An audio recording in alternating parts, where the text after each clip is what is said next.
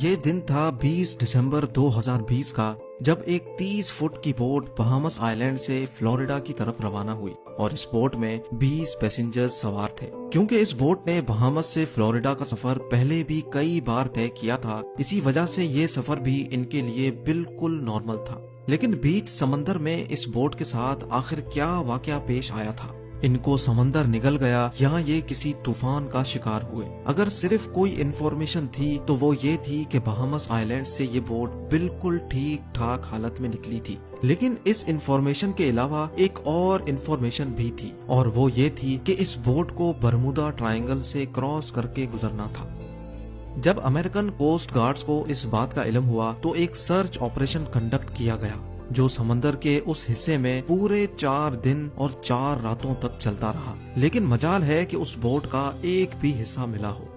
Same T V کے videos میں ایک بار پھر سے خوش آمدید۔ ناظرین، ہم سب نے برمودا ٹرائنگل کی کئی اسٹوریز سن رکھی ہیں۔ برمودا ٹرائنگل سمندر کا ایک بہت بڑا حصہ ہے جو اصل میں اٹلانٹک اوشن میں پایا جاتا ہے۔ یہ ٹرائنگل فلوریڈا سے برمودا آئی لینڈ اور پھر پورٹو ریکو سے ہو کر واپس فلوریڈا پر ختم ہوتا ہے۔ اس بننے والے ٹرائنگل کا ایریا 8 لاکھ اسکوائر کلومیٹر کے برابر ہے، یعنی یہ ٹرائنگل پاکستان اور ترکی سے بھی زیادہ بڑا ہے، جس کو کبھی برمودا ٹرائنگل تو کبھی ڈیولز ٹرائنگل بھی کہا جاتا ہے۔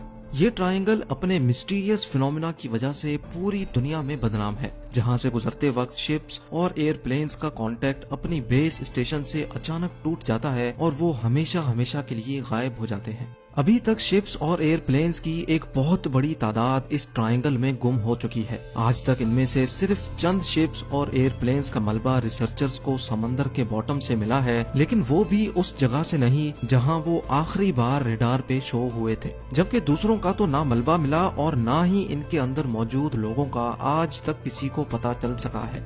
سمندر کے اس حصے میں طاقتور وورٹیکس پایا جاتا ہے یا پھر یہاں سی مانسٹرز اور ایلینز کا بسیرا ہے۔